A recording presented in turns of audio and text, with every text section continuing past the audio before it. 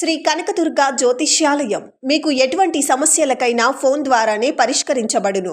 ఆరోగ్య సమస్యలు, ఆర్థిక సమస్యలు, కుటుంబ సమస్యలు, మనశ్శాంతి, భార్యాభర్తల మధ్య గొడవలు, విద్య, ఉద్యోగం, సంతానలేమి, కోర్టు సమస్యలు, నరఘోష, నాగదోషం, శత్రుపీడ, వ్యవసాయ ఫలితాలు, ప్రేమ, పెళ్లి మొదలగు అన్ని సమస్యలకు శక్తి పూజలు చేయబడును. మీ యొక్క ఎటువంటి సమస్యలకైనా ఫోన్లోనే పరిష్కరించబడును.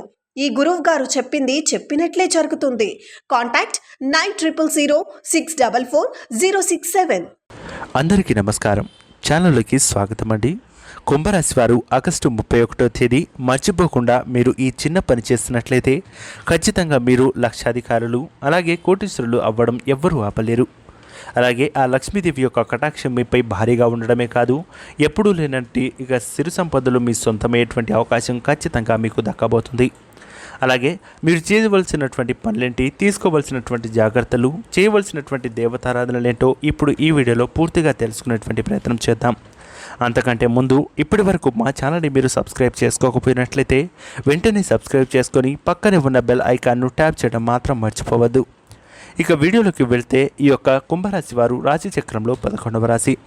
ఈ రాశి వారికి ఆత్మాభిమానం అలాగే ప్రతి విషయంలోనూ కీలకంగా వివరించేటువంటి సత్తా కలిగిన వారు. ఎవరిని కూడా ఇక అంత సులువుగా నమ్మరు. అలాగే నమ్మిన వ్యక్తులకు ప్రాణాలు ఇచ్చేంత వరకు వెళ్ళేటువంటి ఇక స్థితి కలిగిన వారు కుంభరాశి వారిగా చెప్పవచ్చు. అయితే గత కొన్ని రోజులుగా వీరి యొక్క ఆర్థిక స్థితిగతులు అసలు ఏమాత్రం బాగోలేదు. రుణ సంబంధమైనటువంటి విషయాలు, అప్పుల బాధలు వీరిని ఇక మరింత క్షోభకు గురి చేస్తున్నాయి. అటువంటి రాశి వారికి ప్రస్తుతం అద్భుతమైనటువంటి ఫలితాలు అందుకున్నటువంటి ఒక చిన్న అవకాశం రాబోతుంది. మీరు నిజంగా ఆ సమయాన్ని అలాగే ఆ యొక్క అవకాశాన్ని సద్వినియోగం చేసుకున్నట్లయితే మీ అంత అదృష్టవంతులు ఈ యొక్క భూమి మీద మరెవ్వరూ ఉండరు అనేది చెప్పవచ్చు.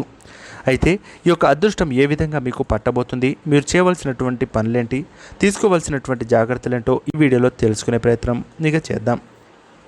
ముందుగా ఈ రాశి వారు ఎవరైతే ఉన్నారో ఖచ్చితంగా ఈ యొక్క ఆగస్టు 31వ తేదీ మీ యొక్క గోచార ఫలితం ఆధారంగా పొద్దున్నే ఇక తలస్నానం చేసి ఆ తర్వాత ఇంటిని మొత్తం శుభ్రం చేసి ఇక ఇంటి పరిసర ప్రాంతంలో ఉన్నటువంటి ఎటువంటి ఇక పనికిరాని వస్తువులను కానీ లేదా విరిగిపోయిన వస్తువులను కానీ బయటపడేటువంటి ప్రయత్నాలు చేయండి. అనంతరం మీరు చేయవలసిందల్లా ఒక్కటే, రావి చెట్టు దగ్గరికి వెళ్ళి ఈ యొక్క ఉప్పు దీపాన్ని కానీ ఆవు నీతితో చేసినటువంటి ఇక దీపాన్ని వెలిగించిన లేదా మీరు ఉసిరి దీపాన్ని వెలిగించినా సరే ఇక ఆ లక్ష్మీదేవి యొక్క కటాక్షం మీపై భారీగా ఉండడమే కాదు, ఎప్పుడు లేనటువంటి సిరి సంపదలు మీ ఇంట్లోకి వచ్చి పడతాయి. అటువంటి అదృష్టాన్ని పొందుకుంటారు.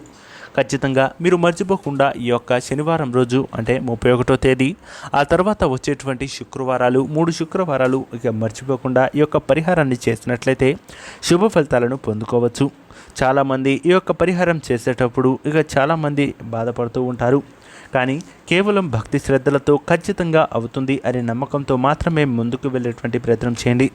దానివల్ల మీకు తీవ్రమైనటువంటి నష్టాల్లో ఉన్నా, ఆర్థిక ఇబ్బందుల్లో ఉన్నా సరే వాటినన్నిటి నుంచి బయటపడేటువంటి అవకాశం ఈ రాశి వారికి ఖచ్చితంగా ఉంటుంది. ఆ విషయంలో మీరు ఇక భక్తి శ్రద్ధలతో ఉండడం మాత్రం అవసరం. అలాగే మీ యొక్క భర్త లేదా మీరు చేస్తున్నటువంటి వ్యాపారంలో ఇక మంచి ఆర్థిక అభివృద్ధిని పొందుకోవాలి అంటే ఖచ్చితంగా ఆ పూజ చేసినటువంటి రావి చెట్టులోంచి ఒక ఆకును తీసుకొచ్చి ఆ ఆకులో ఇక మీ దగ్గర ఉన్నటువంటి ఇక యాలకులు లేదా లవంగాలను రెండింటిని ఉంచి ఇక వాటిని మడిచి ఇక మీ దేవుడు ఫోటో దగ్గర పెట్టండి. అప్పుడు దానికి ఉన్నటువంటి శక్తులు ఆ ఆకుకి అలాగే వాటికి ఇక వచ్చినట్లయితే ఖచ్చితంగా అది ఎండిపోయడానికి దాదాపు వారం రోజుల సమయం పడుతుంది. ఆ ఎండిపోయిన ఆకుని అలాగే మీరు పెట్టినటువంటి లవంగాలను లేదా మీరు పెట్టినటువంటి యాలకులను తీసుకొచ్చి ఇక క్షూర్ణం చేయండి. ఆ క్షూర్ణం చేసిన తర్వాత ఆ యొక్క పొడిని ఒక పేపర్లో కానీ ఒక కవర్లో కానీ ఉంచి మీకు ఇక మంచి డబ్బులు వచ్చేటువంటి లేదా మీ యొక్క లాకర్లలో కానీ లేదా మీ యొక్క పర్సులో కానీ చిన్న మూటగా కట్టి ఇక జేబులో పెట్టుకునేటువంటి ప్రయత్నం చేయండి. మీరు బయటకు వెళ్ళినప్పుడల్లా ఇక దాన్ని మీరు పెట్టుకున్నట్లయితే శుభ ఫలితాలను పొందుకోవడమే కాదు, మంచి భారీ లాభాన్ని పొందుకునేటువంటి అవకాశం ఈ రాశి వారికి పొందుకోవచ్చు. ఈ రాశి వారు ఎట్టి పరిస్థితులను మర్చిపోకుండా ఈ యొక్క పరిహారం చేయడానికి ప్రయత్నించండి. ఈ యొక్క పరిహారం చేసేటప్పుడు ఎవరితోనైనా చెప్పడం కానీ వాటి యొక్క ఇక అర్థాన్ని వివరించడం కానీ అస్సలు చేయకూడదు.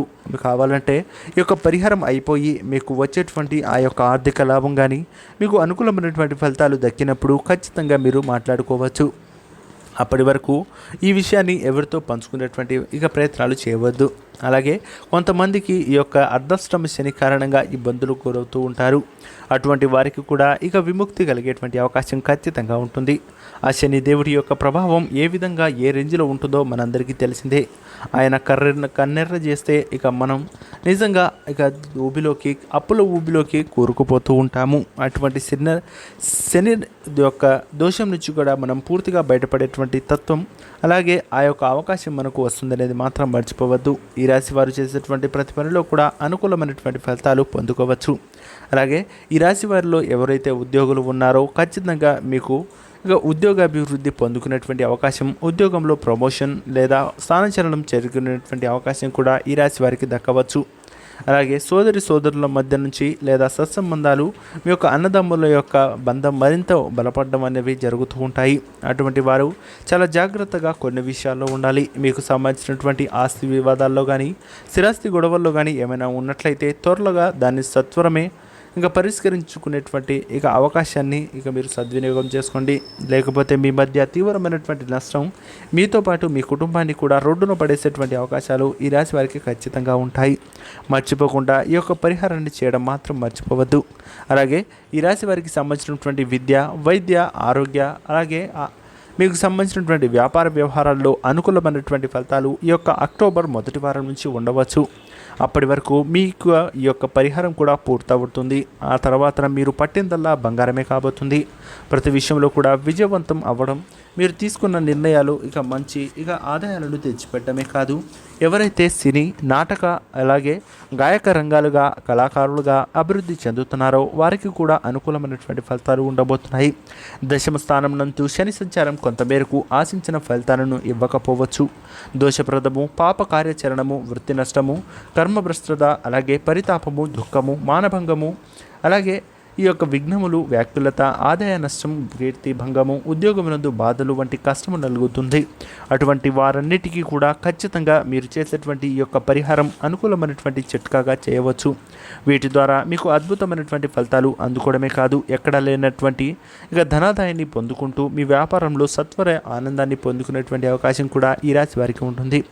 ఉద్యోగంలో మానసిక స్థితి, అలాగే మానసిక ఇబ్బందులు లేదా మీకు సంబంధించినటువంటి ఒత్తిడి ఉన్నట్లయితే ఖచ్చితంగా మీరు చేయవలసిందల్లా ఒక్కటే, ఆ ఒత్తిడి నుంచి బయటపడేందుకు మీ యొక్క కుటుంబ సభ్యులతో కానీ లేదా మీ యొక్క శ్రేయోభిలాషులతో కానీ కొంతవరకు సమయాన్ని గడపడానికి ప్రయత్నించండి.